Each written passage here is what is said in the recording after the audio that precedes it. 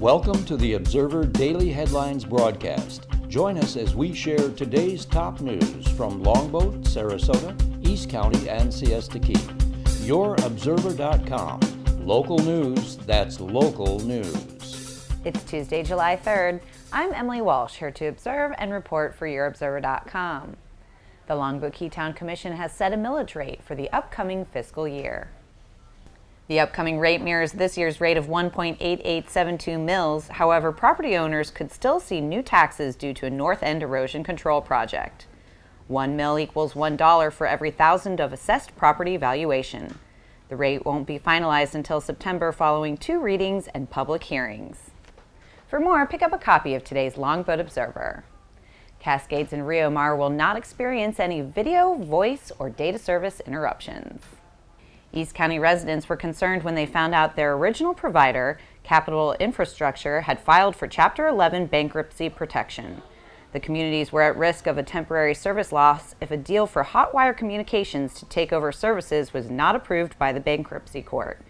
Hotwire has retained the on-site technician, Eddie Vargas, to continue providing service to the communities. For more, pick up a copy of the East County Observer. Sarasota native Lacey Jansen has vaulted into a spot for the 2012 London Summer Olympics. Jansen finished third in the pole vault event at the U.S. Olympic Trials, securing her spot on the world's biggest stage this summer. She says the Summer Olympics has always been a dream of hers. Jansen started pole vaulting as a student at Cardinal Mooney in 2000 and went on to compete for FSU on a scholarship. For more about Jansen's story, pick up a copy of the East County Observer or go online to YourObserver.com. The history of New Pass Grill and Bait Shop is a mix of fishermen's lore and facts. The roadside eatery and bait shop was established in 1929.